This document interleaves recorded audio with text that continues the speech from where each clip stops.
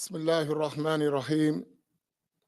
الحمد لله رب العالمين، والصلاة والسلام على رسول الله وعلى آله وصحبه أجمعين.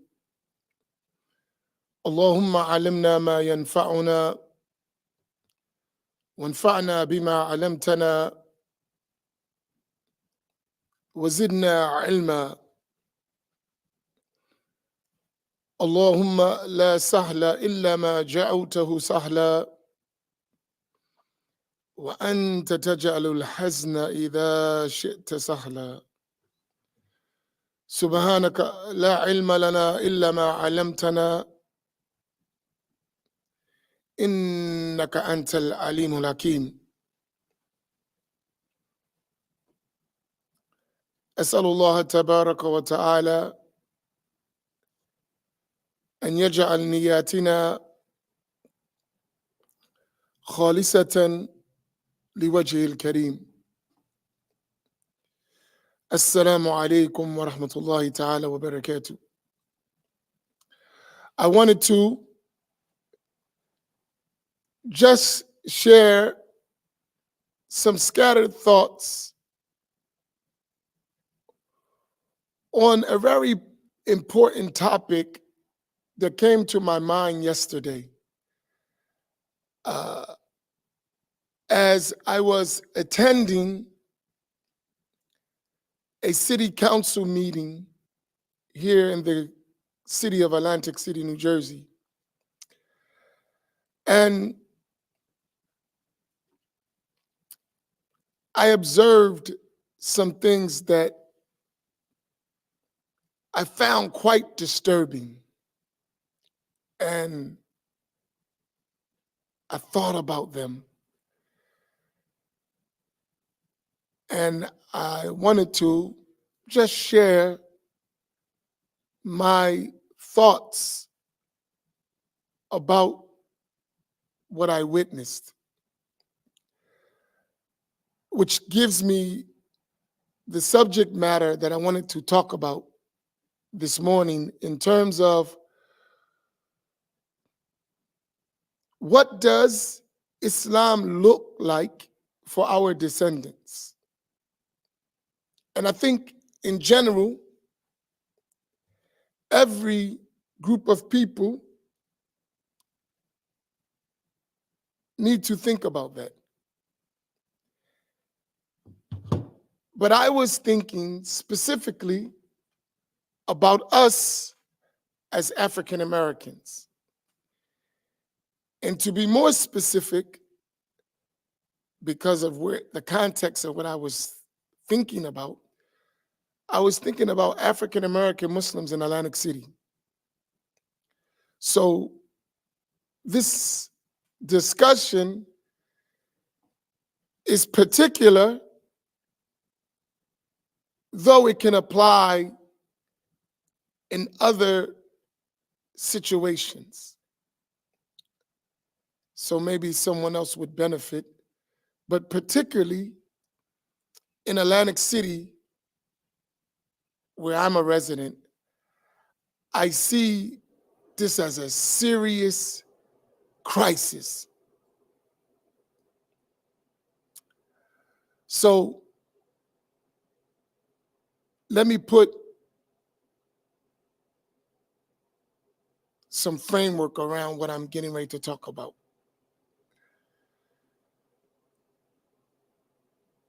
In Atlantic City, New Jersey, Islam as a name and Muslims as a people became well known from African American individuals who embraced Islam as a way of life or as a religion. Different expressions and understandings of what Islam was, but nevertheless, the vast majority of converts and people who worked hard to establish Islam as an accepted religion and Muslims as an accepted portion of the residents in Atlantic City, New Jersey, was the work of African Americans. This is a fact that cannot be denied. And when I was coming up as a teenager, whenever you talked about Muslims, the dominant picture of Muslims, or the prominent picture of Muslims, was African Americans. When issues were talked about, the Muslims were the voices of freedom, justice, equality, fairness that was known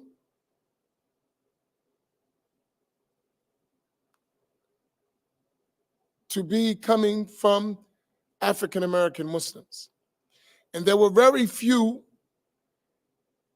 immigrant Muslims in the community. So when you would go to the masjid, you would see mostly African Americans.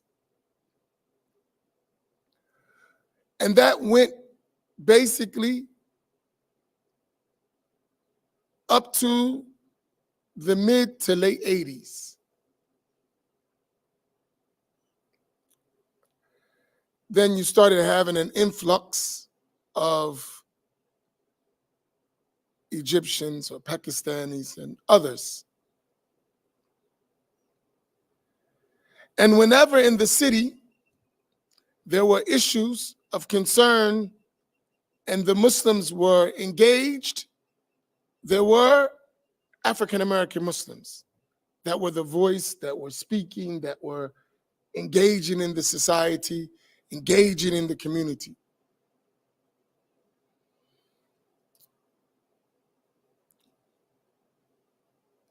Then what you started to notice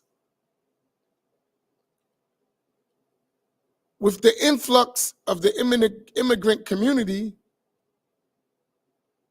you started to see the development of their own masajid or their own centers away from the Black Muslim community. So they established their own Islamic communities separated from the Black Muslim community. This development happened to here now. We had one masjid, two masjids, three masjids, and then you develop several more in the surrounding cities. While they, and I say they because I'm being specific, while the immigrant Muslims insulated themselves, built communities, African Americans started to take Islamic understanding from those immigrant Muslims from different quarters of the world and different understandings and begin to implode and fight with each other and destroy that cohesiveness that they had prior to mass immigration into the city.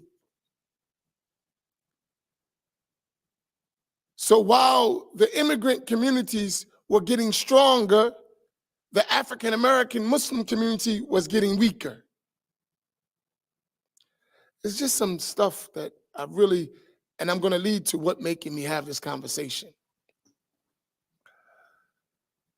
So you found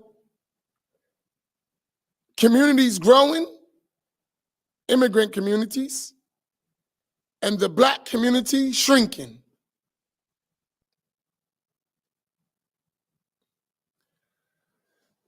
To the extent that the resources that would normally sustain a community were divided, dispersed, and became ineffective. To the Black Muslim community struggles while the immigrant Muslim community flourishes, grows, develops financially, socially, educationally, and the Black community as a collective body disappears. Disappears slowly and slowly, to the point when I was a kid, you would come to the masjid, there would be many African Americans. Today, you come to the masjid, even where African Americans assemble, you find few people and predominantly immigrants for their daily prayers.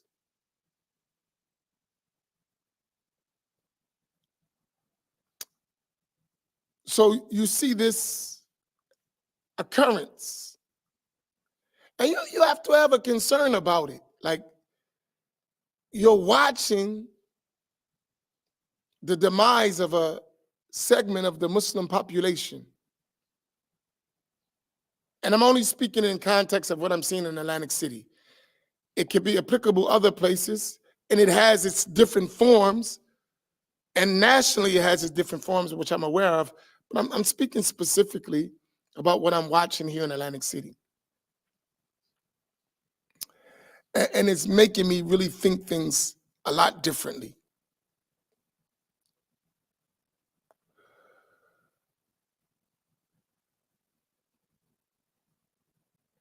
So this is the community. There is no relationship between the Black Muslim community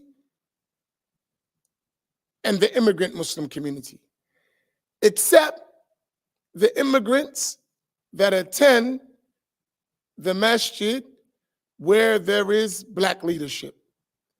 And that's minimal, that's not significant. So there is this challenge of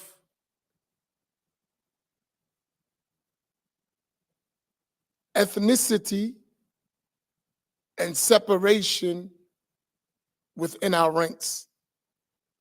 And I'm being very careful how I'm addressing this because it is a sensitive issue. But it needs to be addressed if we're ever going to move as an ummah, as a nation. If we're going to be successful, these types of environments are not conducive for success. They're destructive. So I'm addressing it while at the same time trying to be careful. So it may not come off as I normally talk, just flowing, because I think I need to really think about the way I address the issue.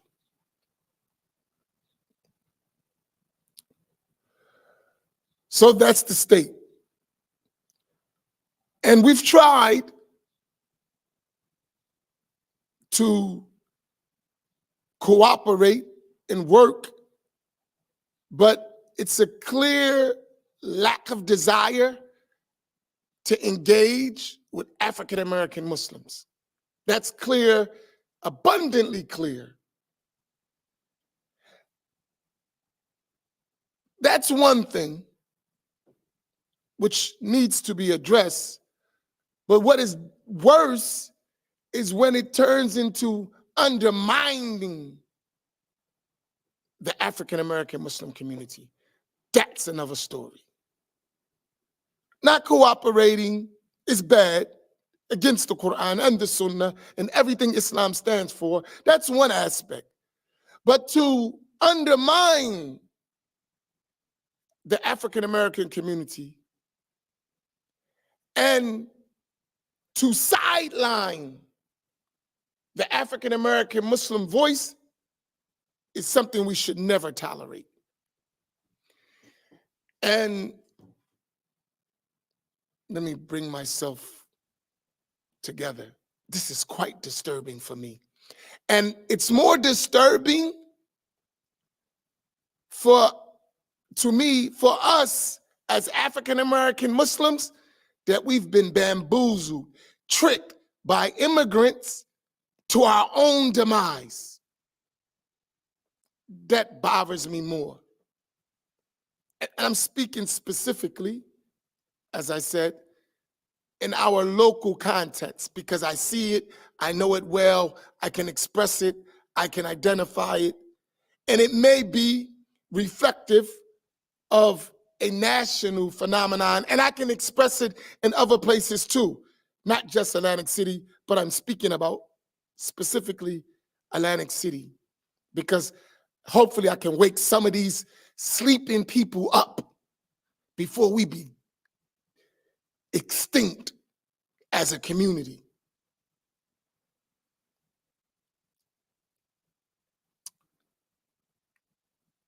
So I remember, and I remember this, the basis for me was this council meeting I attended yesterday.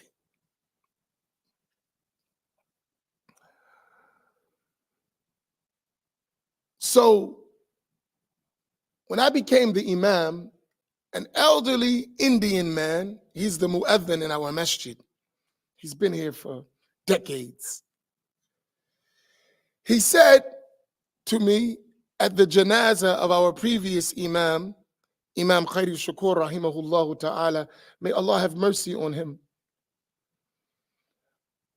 He said, listen, Imam, at that time he was late 60s.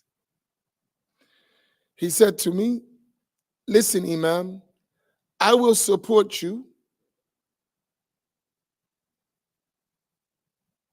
whatever you need, so long as you keep this masjid for the blacks. He said this directly, straight up. He's an engineer. He's the head engineer in Atlantic County, electrical engineer. So all of the substations, he's the one who designs all of them. So he's an influential individual and a very important individual in our communities in terms of its structure. So he said, keep it for the blacks, the leadership. And I was kind of shocked when he said that. I'm like, he said, let me tell you why.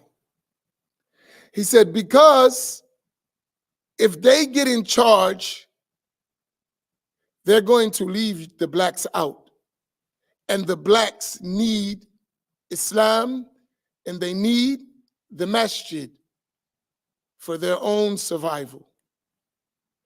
So don't ever let someone take that away from them. When he said it, I didn't understand totally the significance of what he was telling me about. He's an elder man, but it didn't really register. I mean, I heard him, I understood it, but I didn't see the depth of what he was talking about. So, move forward 15 years later, I've seen this development.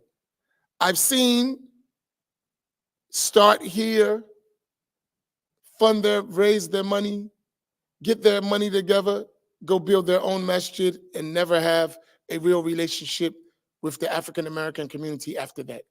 I can point to every single masjid around here and show you where it started, how did they do it, and the same concept. So his point of they won't have anything to do with the black community, there is not one single ever been a president, a influential board member of one of those masjids that has been an African American. Not one, ever. The one African American that ever had some say so on a board in any other masjid in this area, and I'll say it straight, was a token voice that never had any power to make a decision and was always outnumbered in the voting. And he ended up coming back to the African American masjid. In fact, he died while being here at Masjid Muhammad. So I know this firsthand. And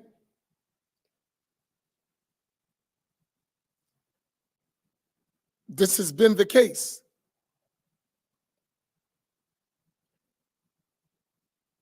So let me talk about this council meeting. So I'm at the council meeting. And in Atlantic City, in terms of imams, though there are 4 masjids here, official like masjids. Masjid Muhammad of Atlantic City is in Atlantic City the most influential masjid in the city. And as the imam of the masjid, whenever there is official representation of Islam in Atlantic City, I'm usually the voice. For whatever reason, Allah subhanahu wa ta'ala allows that to be. When we speaking of Islam in the public space, I'm usually the voice, no other imam.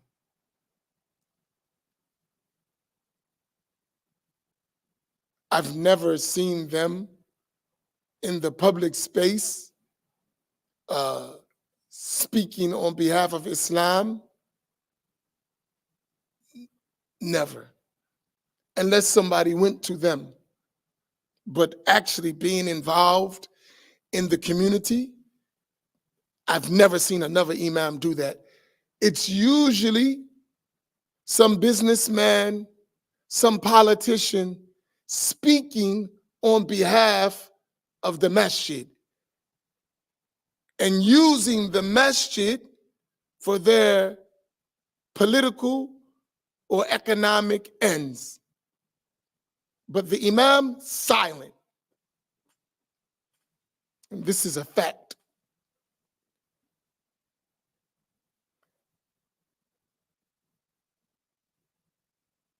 So the imam's an employee that's paid to do the bidding of whoever's in that political position of a board member. This is a fact.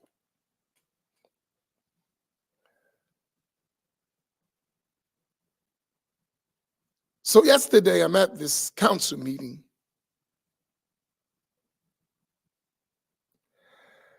And they called me to open up in prayer to begin the council meeting, which is another story which I think is a huge accomplishment, that Islam is recognized in Atlantic City and respected at every level and structure of the city, from the government to the educational institutions, Islam is respected. Alhamdulillah. So I go to do my religious function of opening the city council meeting with prayer. And I noticed something, that I see many immigrants who I recognize them coming to the council meeting. Now I have some background. I figured what it was. About their businesses.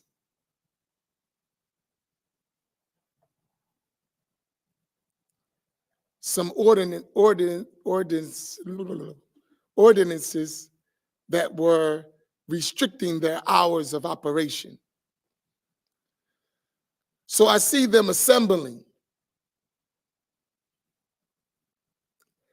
And as I'm sitting there, the influential ones among them starts to come to me, Assalamu alaikum, Imam, Sheikh, blah, blah, blah, blah, blah, blah, blah, blah, blah.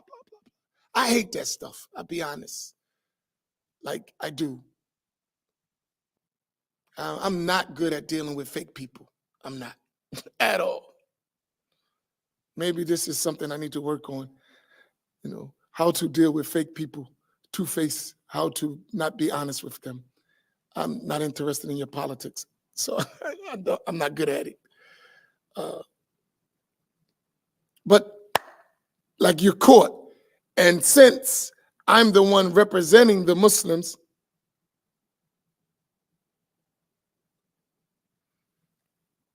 they're coming to me. And they say to me, oh, Imam, can you speak for us? We Muslims, and inshallah ta'ala, we as Muslims, we got to stick together, and these kuffar are, going against us, and we have to do our business, and, for the Muslims, and for the Muslims.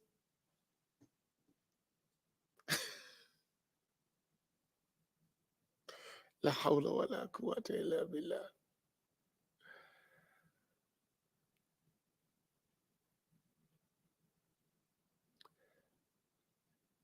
Now, we were not told about the meeting. We were not involved. It wasn't an Islamic issue. Only because I came to the prayer, to do the prayer. And you see a means of influence.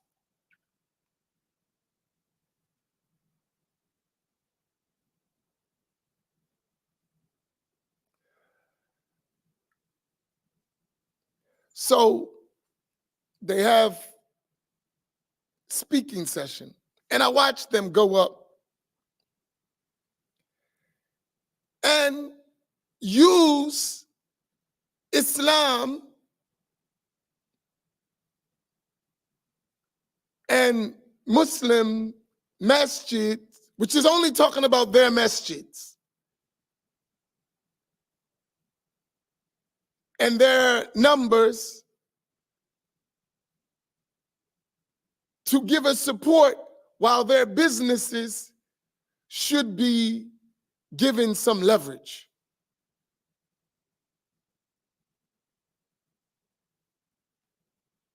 And I'm sitting here listening,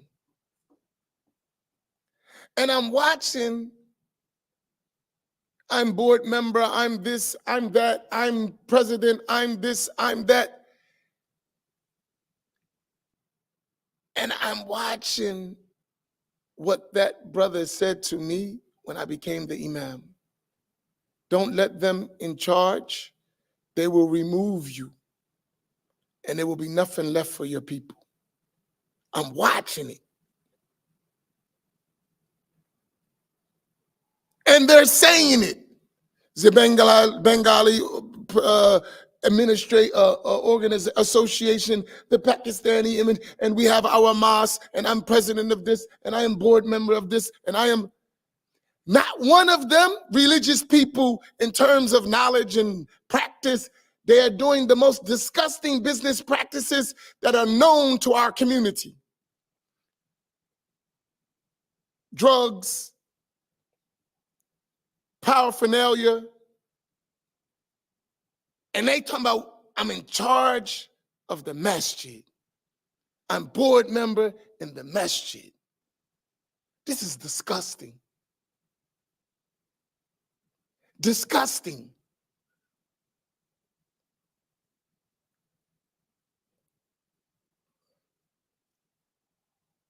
And that's being the representation. They're trying to make that the representation of Islam. It's disgusting.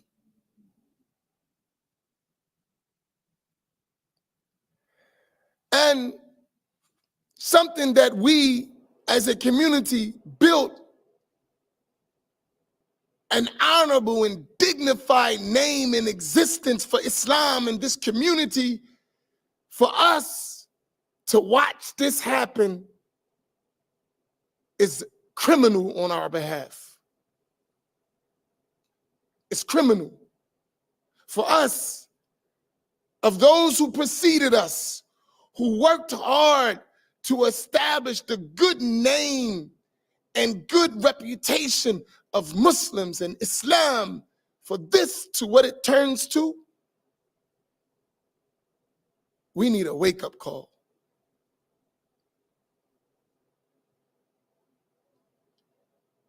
Because the very thing that caused their businesses to be curtailed and the hours to be restricted directly affects our community.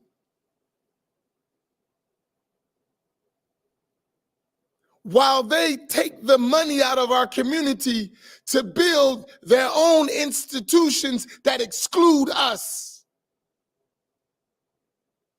I think something needs to be looked at in this issue. And for us as a community, we shouldn't stand for that. I can't think of a more impactful munkar, evil thing that's affecting us in our lives than this type of behavior in our communities.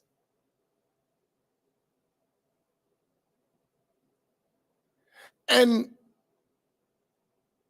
we're talking about a city that is majority African American and a city government council that is majority African American. And these games are being played on us. I think it's disgusting.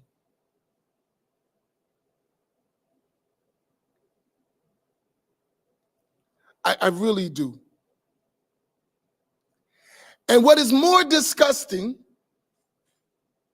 from our side is that we have African American Muslims who are oblivious of what is happening to them. Oblivious, have no clue, which is going to affect our children in the future. Because whenever you don't see yourself in a position of influence, you're not going to keep going that way. Which means if all the masajid are ran by people who don't care about you, your children will not continue to do that. Do you realize that? Your children will have no buy-in in the masjid because they don't see a place for themselves, and the ones who will run the masjid don't want them there, which is evidenced by how they engage with them, and starting with you. This is real issues. And I'm saying it publicly because unfortunately we don't come to the masjid enough to get the message. So we on the computers, we on our phones, and maybe that's how the message will get to us. And I say this as the last standing African-American Muslim imam in this city. I don't know how long I'm going to live. But at the rate we're going, we're going to become extinct in terms of our relevance if we don't make a drastic change.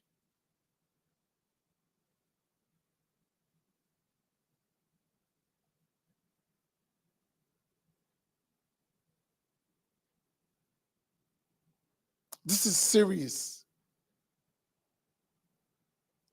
Even at the university level, and I love our students there in the university, our Muslim students.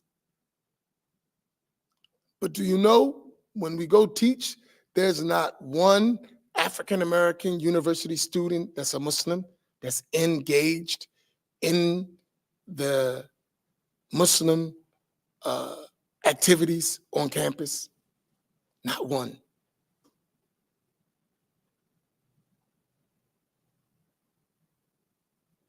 Not one. So that means at the level of higher education, the face of Islam is not you.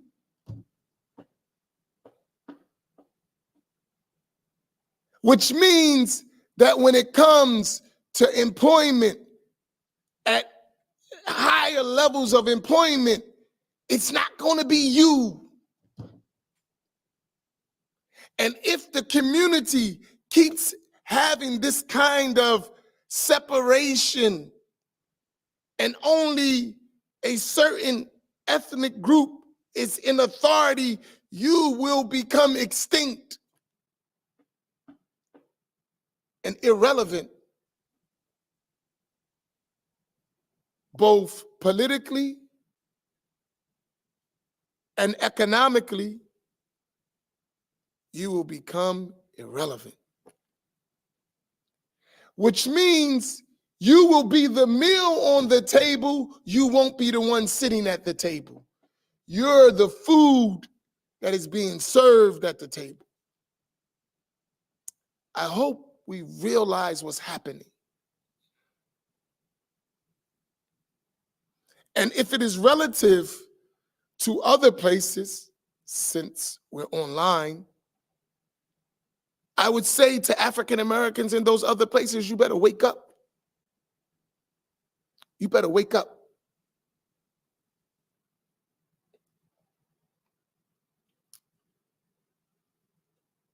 And to my immigrant brothers and sisters, this ain't Islam. This stuff you doing is opposed to the message of Islam. This behavior you have, the Prophet Muhammad sallallahu alaihi wasallam came to get rid of it. It was an ugly behavior that he fought against in word and action. And you are reviving it. Don't be like that. We need to be deliberate in changing these states of affairs. We need to be deliberate.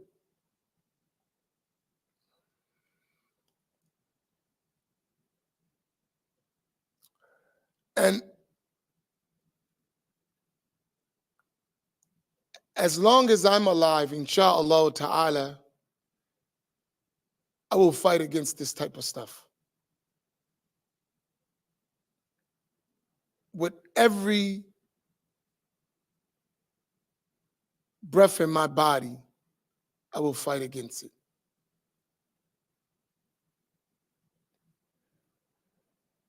I really don't like it. And I encourage you those who follow me online,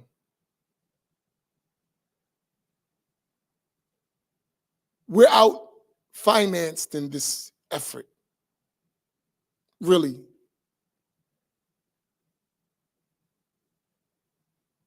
We're outnumbered, outfinanced, and outsupported.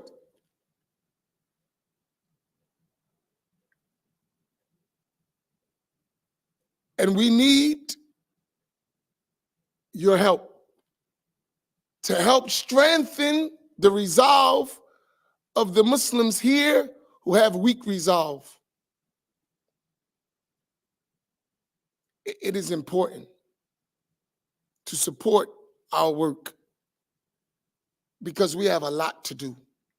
We're not just engaging in religious teachings, we're actually trying to save future generations so they don't leave Islam altogether. Right? And we see it. Our children are leaving in terms of involvement, the Islamic community. They're gone. They don't see a place for themselves.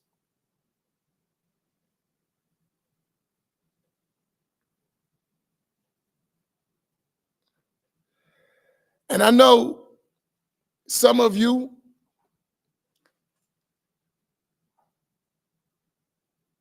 don't realize how important these issues are.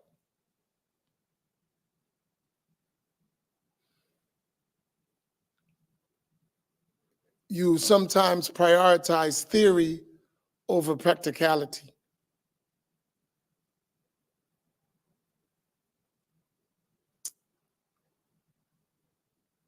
But really, you need to see what's really happening on the ground, not in your mind. And at Masjid Muhammad, we are an extension of a 70-year legacy of this effort.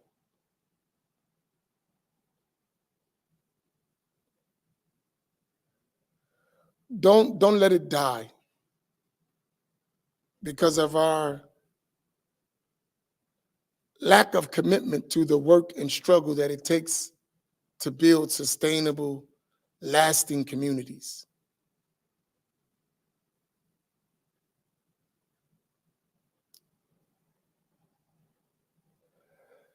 And this dialogue,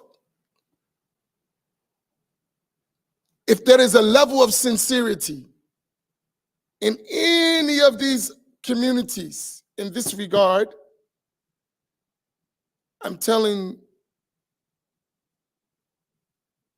you, I'm willing to sit down and discuss this issue and the consequences that result from it with any of them, anytime. Anytime.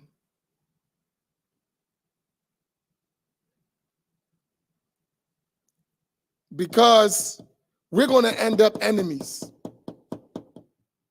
Because I'm not going to sit back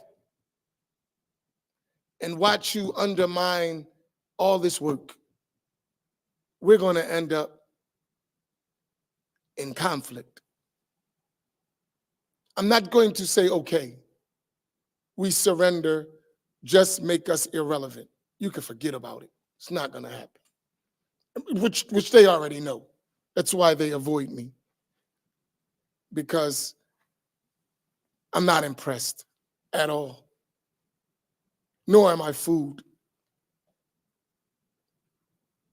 I'm not one of those Negroes who just want to sit in the corner of the mosque and get a plate at iftar. That's not me. I'm the opposite. I want us to be the ones that's providing the iftar. And I know we are capable, just like every other group of people. And we've proven it year after year by the tawfiq of Allah to sustain what we're doing and still be competing. We're not like some people who can't pay their bills. We are a productive group of people and an educated group of people and a courageous group of people. And I believe in us. But every now and then, we need a wake-up call. And for me, yesterday was a severe wake-up call to watch. No shyness in the betrayal, in the undermining.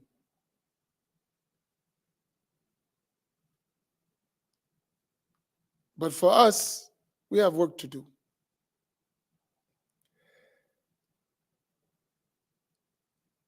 So this is just my scattered thoughts.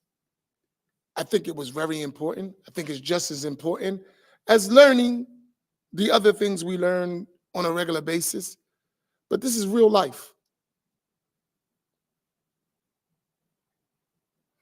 And I know some of the dirty plans that they have for us.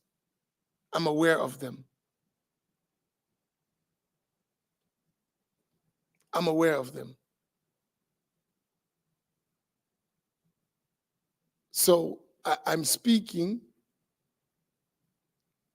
based on that awareness. Let us practice Islam properly. Let us be Muslims. Not just sound like we Muslim, but actually be Muslim. Actually practice Islam the way it was intended to be practiced.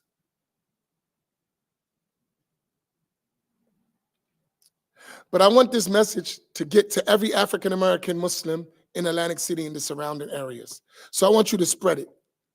Particularly, yes, we have, some of us, theological and doctrinal differences. I agree.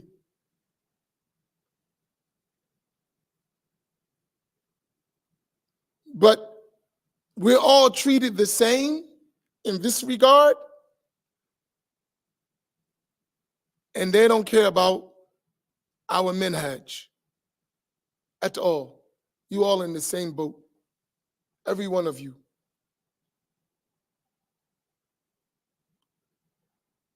While we divide and fight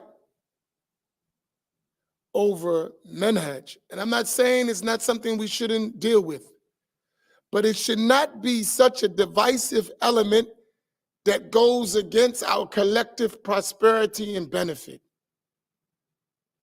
Because no one does that but African Americans. They build their communities, they build in their businesses, their support systems for education, despite that. But we tear down with it. And I think that's a plot, a design.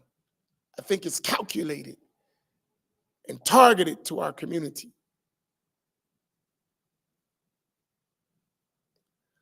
So for all of you who really see the value of yourself, my hands are open to you. Despite our religious differences in certain issues, my hand in this regard is open and extended to you to cooperate for our collective good. And I know there are some among us who don't want that. But the good thing about social media is that they can't stop the message from getting out. So you're hearing directly from me. I'm open for that. But I challenge you to be open for that. be men and be women. We can sit down and we can discuss. We have a lot of work to do. And we don't have a lot of time to do it.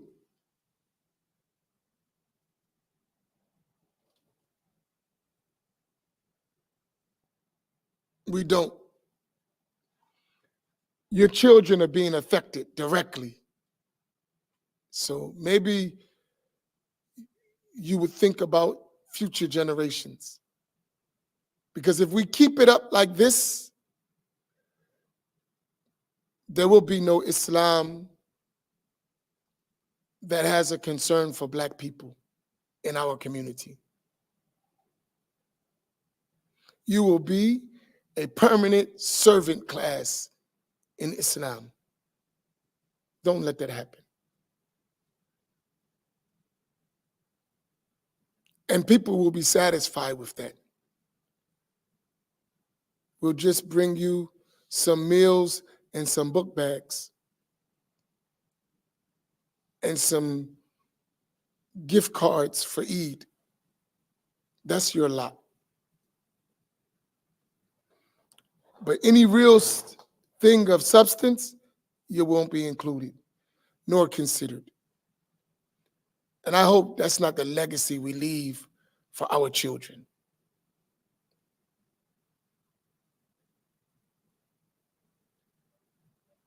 I hope that's not our legacy. And I know for sure that's not the legacy I'm leaving for my children. That's definitely not going to happen.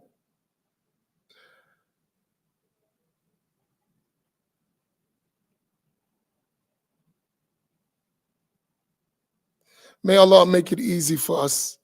May Allah subhanahu wa ta'ala send us wisdom and understanding that is beneficial, that we can build with it. Likewise, I encourage you to support to the best of your ability regularly the work and efforts of Masjid Muhammad of Atlantic City. This work requires support. It does.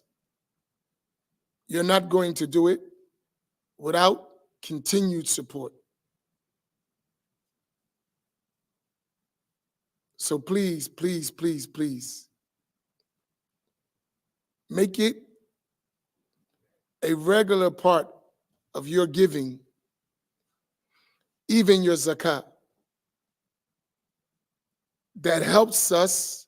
And when I say the zakat, because we have many people in our communities that are in dire circumstances. They're so stuck in survival mode, they can't even think of progress. They're so stuck in survival mode, they can't even think of progress. It doesn't even cross the mind. I'm trying to eat. I'm trying to survive, pay my bills. So that's what zakat is designed to do, to lift people.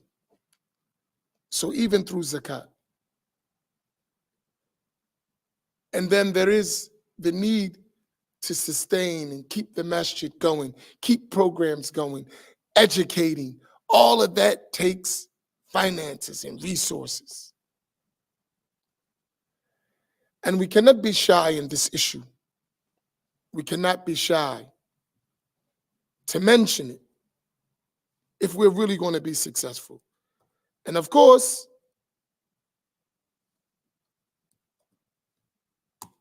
our reliance is solely on Allah Tabaraka wa Ta'ala, but we have to do our effort as well. So may Allah grant you all success, inshaAllah Tabaraka wa Ta'ala. But please spread this message, especially in our local Atlantic City area. Even though others will benefit, but those of you who listening, spread it, share it. It's important, inshallah. وصلى الله على سيدنا محمد وعلى آله وصحبه أجمعين. بارك الله فيكم وجزاكم الله خيرا. والسلام عليكم ورحمة الله تعالى وبركاته.